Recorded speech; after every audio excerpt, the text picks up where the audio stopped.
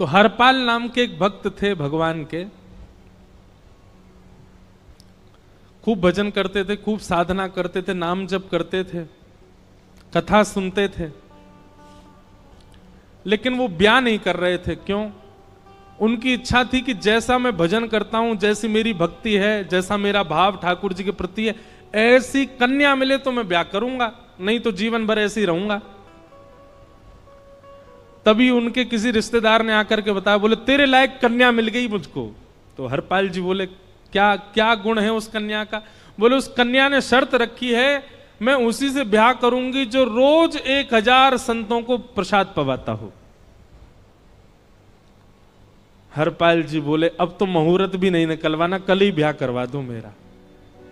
ऐसी कन्या से तो मैं बिना मुहूर्त के ब्याह करूं। मुहूर्त उसके संग देखा जाता है जिसके संग यह संकोच हो या फिर यह दुविधा हो कि पता नहीं जीवन कैसा चलेगा। इससे तो मुझे भरोसा है बढ़िया जाएगा मेरा जीवन, इसी से ब्याह करा दो।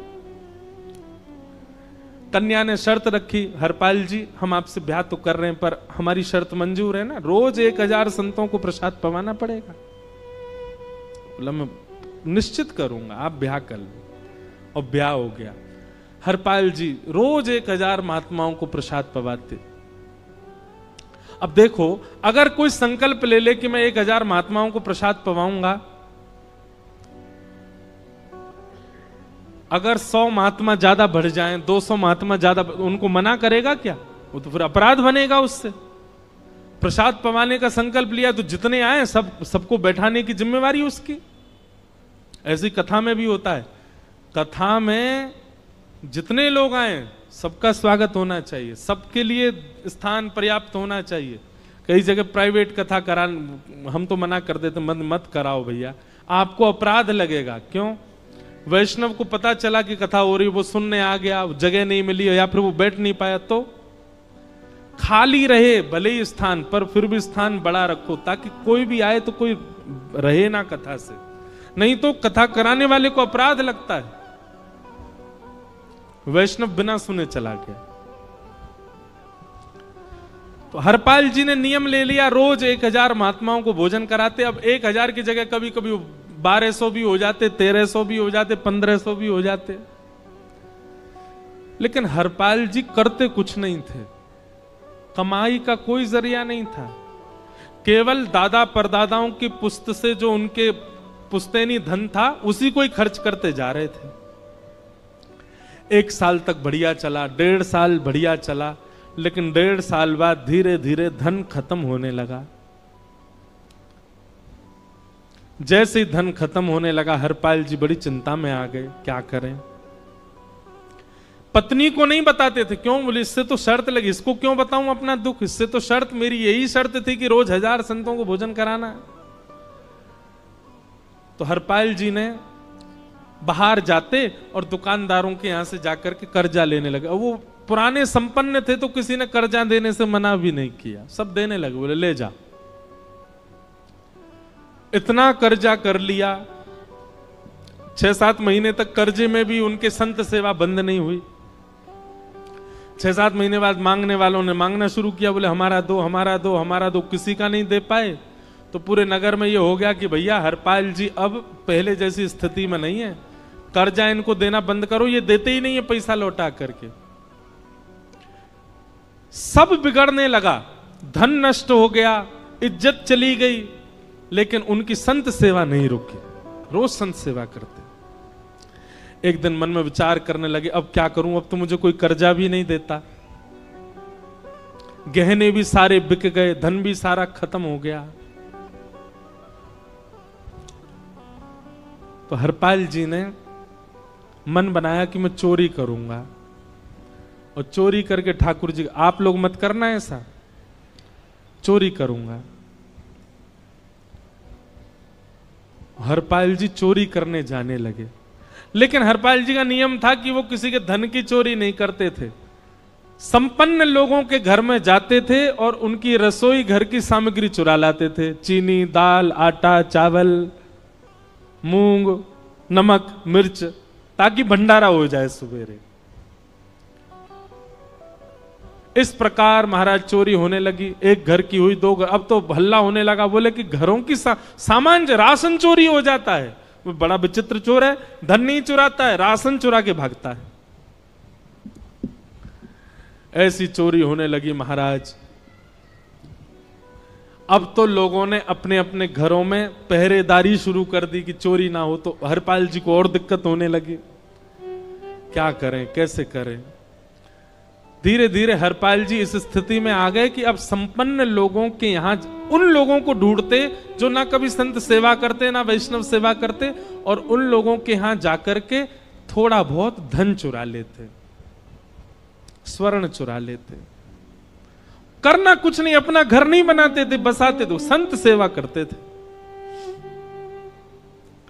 ठाकुर जी रीझ गए हरपाल से। ठाकुर जी बोले, देखो ये सब चोरी कर करके और मेरे संतों को पवारा है।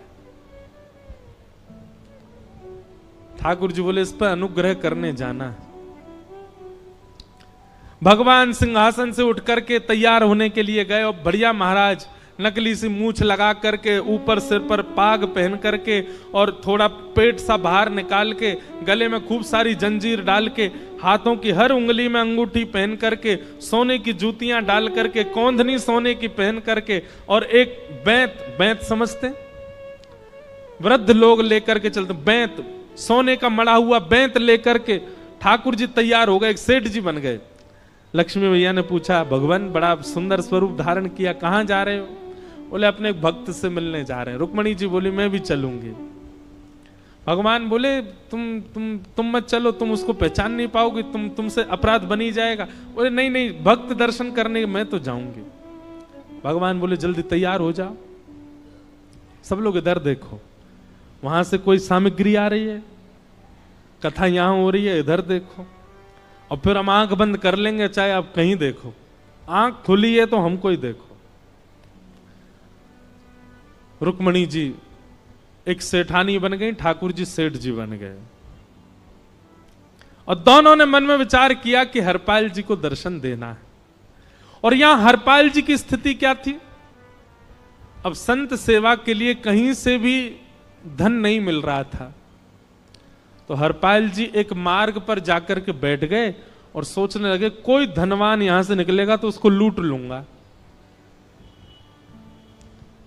और लूट के भाग जाऊंगा, सारा धन संत सेवा में लगा दूंगा।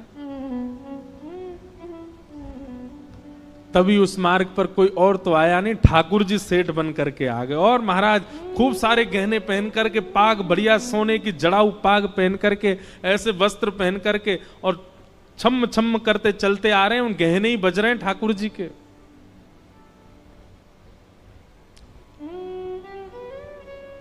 हरपाल जी ने जैसे ही नेत्र खोल करके देखा,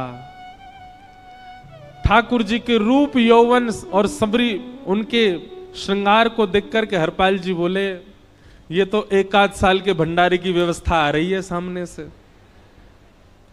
इतने में ही सेठानी जी, रुक्मणी जी भी आई। उनको ओहो, ये तो कम से कम 5-10 साल की व्यवस्था आ रही है। अगर ये दोनों लूट लिए जाएं तो 10 साल चोरी नहीं करनी पड़ेगी। देखो कितना धन संपन्न। हरपाल जी के बगल में जैसे ही ठाकुर जी पहुंचे, हरपाल जी बोले, भैया जय श्री कृष्ण, प्रणाम। ठाकुर जी तो नाराज हो गए, क्या भगवान का नाम बोलता है सुबह सुबह? तुम सब लोग बड़े पाखंडी हो, ढोंगी हो, और हमने सुना इस गांव में एक रहता है, वो चोरी डकैती करता है, और फिर कहते हैं संत सेवा करता है। ऐसी काय बात की चोरी भैया?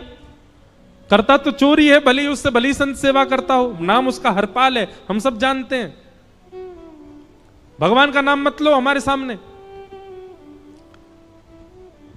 हरपाल जी समझ गए, वो तो बिल्कुल भगवत विमुख है, इसकी तो एक अंगूठी भी नहीं छोड़नी मुझको, इसका तो सब लेके जाऊंगा।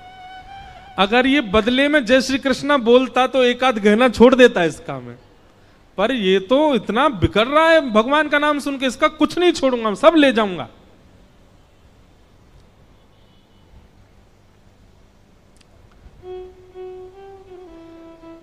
हरपाल जी बोले, हाँ भैया, एक रहता तो है डकैत इस गांव में, और उसका कोई पता नहीं है, वो कभी भी आ जाता है। लेकिन एक मार्ग जंगल में होकर के है, उसमें गांव में नहीं जाना पड़ता। जंगल से गुप्त चुप निकल करके पूरे गांव पार हो जाएंगे, आप शहर पहुंच जाओगे। उसका रास्ता मुझे ही पता है। सेठ जी बोले तो तुम हमको पार करवा दो। हरपाल जी बोले मैं पार तो करवा दूंगा, लेकिन भगवान मेरे घर कुछ मेहमान आए हैं, उनके भोजन आदि की व्यवस्था के लिए मैं तो बाजार आया था, मेरे पे धन नहीं है।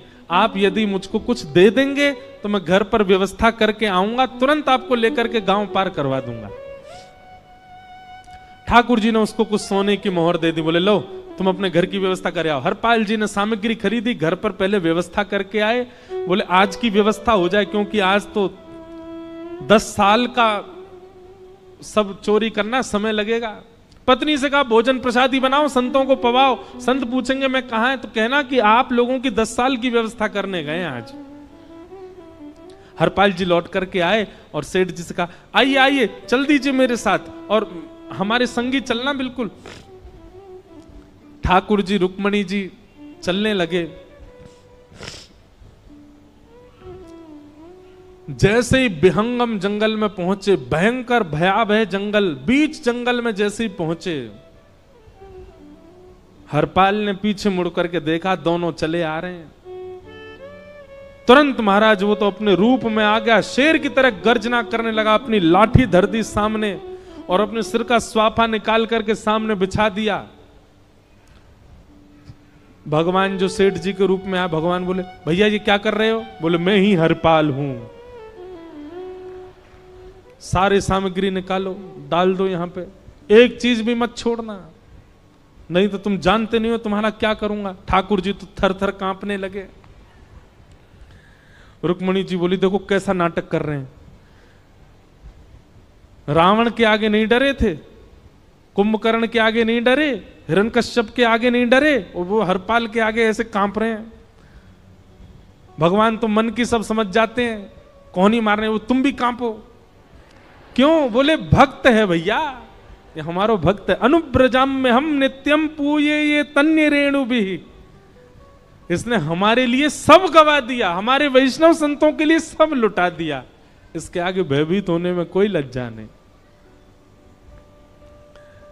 लक्ष्मी नारायण दोनों कांप रहे और हरपाल कह रहा सब निकालो। ए सेठानी जी कान के कुंडल उतारो। कान कुंडल उतार दिए, नाक की नथनी उतार दी, सब उतार उतार के धर दिए, हाथों के सब कड़ूला आदि भी धर दिए। भगवान ने भी अपने सब उतार। बोले बैंत कहां लेके जा रहे, उसको भी धर दो। बोले अरे भैया बुढ़ापे की लाठी, हम गिर जाएंगे। बोले कुछ नहीं गिरोगे, धर दो इसको। जीवन में कभी राम ना, जय श्री कृष्ण बोलने पे चिल्ला रहे थे मुझ पे, रखो इसको यहां पे। सारा धर दिया। बोले बहुत बढ़िया हो गया, अब 10 साल की व्यवस्था हो गई। इतने में भगवान की कनिष्ठ उंगली में एक अंगूठी थी। हरपाल बोला ये कहां बचा के ले जा रहे हो, उसको दो। बोले अरे भैया ये तो बहुत बचपन की हमारी अंगूठी है और ये आज तक हमारी निकली ही नहीं है और ये निकल ही नहीं पाएगी, इसको बाहर हम निकाल ही नहीं सकते, इसको तो रहने दो हमारे पास। बोले तुम क्या जानो, इस अंगूठी से कम 1 हफ्ता संत भोजन होगा और तुम पे तो दया करनी नहीं है। चिल्लाए थे मुझ पे जय श्री कृष्ण बोलने पर, निकालो इसको। भगवान खूब प्रयास करें, वो नहीं निकले तो हरपाल जी ने उंगली पकड़ी। बोले इसको काट देता हूं मैं, तुम्हारे पास उंगली रहने का कोई काम नहीं है, तुम उंगली से करते ही क्या हो। और महाराज जैसे ही उंगली पकड़ करके काटने का मन किया, वो काटने ही वाले थे, इतने में ही द्वारिकाधीश भगवान शंख चक्र गदा पद्म धारण करके प्रकट हो गए सामने। रुक्मणी जी महालक्ष्मी के रूप में प्रकट हो गई और दोनों ने अपने अंक में हरपाल को भर लिया। हरपाल जी समझ नहीं पा रहे ये क्या हुआ, दूर हटे। बोले नाथ, बोले हम साक्षात द्वारिकाधीश, ये साक्षात रुक्मणी तुम्हारी भक्ति से प्रसन्न होकर तुमको दर्शन देने आए हैं। हरपाल जी घुटने के बल बैठ गए, रोने लगे, सर रख दिया चरणों में, पटकने लगे। बोले नाथ, मैंने अपने नाथ को लूटा, आज मैंने अपने स्वामी के साथ डकैती कर रहा था, मैं अपने स्वामी की उंगली काटने पर मजबूर हो गया था, इसका मतलब तो मैं पापी हूं। मेरा पाप इतना प्रचंड हो गया कि मैं आपके रूप को नहीं पहचान पाया। भगवान ने हृदय से लगा, नहीं हरिपाल, तुमने कभी अपने लिए प्रयोग थोड़ी किया। तुम्हारी पत्नी भूखे सो जाते हो, लेकिन संतों को भूखा नहीं जाने देते। ठीक है, उसके लिए भले ही तुमने वह गलत मार्ग अपनाया जो नहीं अपनाना चाहिए था, परंतु उसमें उद्देश्य कोई और तो नहीं था, मेरे जनों की सेवा ही तो थी, मेरे वैष्णवों की सेवा। और देखो हरपाल, एक मेरी बात सुनो, आज तुम्हारे मन में ग्लानि होती है कि तुमने दूसरों का धन हड़प करके और उससे संत भोजन कराया। वास्तव में इसका विधान शास्त्रों में यह बताया गया, जिसके धन से भोजन बना और संतों ने पाया, परोसा भले ही किसी ने भी हो, कार्यक्रम भले ही किसी ने भी कराया हो, पर धन जिसका लगता है पुण्य उसी को मिलता है। तुमने तो अपने गांव के, शहरों के उन लोग जो कभी संत सेवा नहीं करते थे, उनके धन चुरा चुरा करके उनको पुण्य बांटा है। तुमने कुछ गलत नहीं किया है। हां, अपने प्रयोग में यदि लेते तो पाप हो जाता, लेकिन तुमने तो एक रत्ती भी अपने प्रयोग में नहीं ली, सब संतों में लगा दी, और जितने लोगों का धन चुराया उन सबको पुण्य प्रदान कर दिया। हम तुमसे बड़े प्रसन्न हैं। हरपाल जी चरणों से लिपट गए, बोले नाथ आप बड़े कृपालु, बड़े दयालु। भगवान बोले अब हमने दर्शन दे दिया, अब हम जाएं। और सुनो, ये सारा धन हमने दिया है, 10 साल का नहीं होगा इससे। तो बोले जब तक तुम जीवित रहोगे तब तक की सेवा बनेगी, इससे संत सेवा चलती रहेगी। ये सारा धन आभूषण हम लेकर के इसीलिए आए थे ताकि तुमको अब कभी किसी से मांगना ना पड़े, किसी से हड़पना ना पड़े। भगवान जाने लगे तो हरपाल जी चरणों में गिर गए, बोले नाथ आज मैं आपके दर्शन कर पाया, मैं संत सेवा कर पाया, इसमें सबसे बड़ा योगदान मेरी पत्नी का है। उसने नियम नहीं बनाया होता तो शायद मैं कभी ऐसा नहीं करता। आप उसको दर्शन दिए बिना जाएंगे, मैं उसको क्या बताऊंगा? मैं उससे जाके कह भी नहीं पाऊंगा कि आप मुझे मिले, और उसकी वजह से आप मुझे मिले, वो कृपा कर उसको दर्शन दे दीजिए। ठाकुर जी बोले ठीक है। तुरंत लक्ष्मी नारायण भगवान ने छोटे छोटे बालकों का रूप धारण कर लिया और हरपाल जी की गोद में बैठ गए, और हरपाल जी अपनी गोद में लेकर के ठाकुर जी को घर पर आए, और आकर के अपनी अरे सुनो देखो कौन आए हैं। जैसे बाहर आकर के देखा तो नन्हे से ठाकुर जी, नन्ही से रुक्मणी जी गोद में बालकों की भांति बैठे हैं। बोले अरे इतने सुंदर सुंदर बालक। बोले बालक नहीं है, ये साक्षात जगन्नाथ भगवान, साक्षात रुक्मणी जी, साक्षात द्वारिकाधीश हैं। तुरंत ठाकुर जी अपने रूप में प्रकट हो गए और दोनों दंपति को दर्शन दे करके भगवान वहां से प्रस्थान कर गए। बोलो भक्त वत्सल भगवान। तो एक भक्त जीवन संगी का प्राप्त होना भगवत दर्शन तक ले जा सकता है आपको। अब जिनके ब्याह हो चुके हैं उनसे तो अब हम कुछ कर नहीं सकते, पर जिनके नहीं हुए हैं संभल जाओ, सुधर जाओ, ठाकुर जी से प्रार्थना करो, और प्रार्थना करके केवल एक ही चीज मांगो, क्या? हम गृहस्थी हैं नाथ, यह गृहस्थाश्रम है, हम इसमें आ चुके हैं, अब कृपा करके हमारे जीवन में जो भी आए वो आपका भक्त आए। लेकिन आपके अथक प्रार्थना करने पर भी ठाकुर जी ने यदि नहीं दिया तो भी चिंतित मत होइएगा। मीराबाई को भी नहीं मिले अनुकूल, करमेती बाई को भी नहीं मिले अनुकूल, सक्कूबाई को भी नहीं मिले अनुकूल पति, अरे नामदेव जी को भी नहीं मिली अनुकूल पत्नी।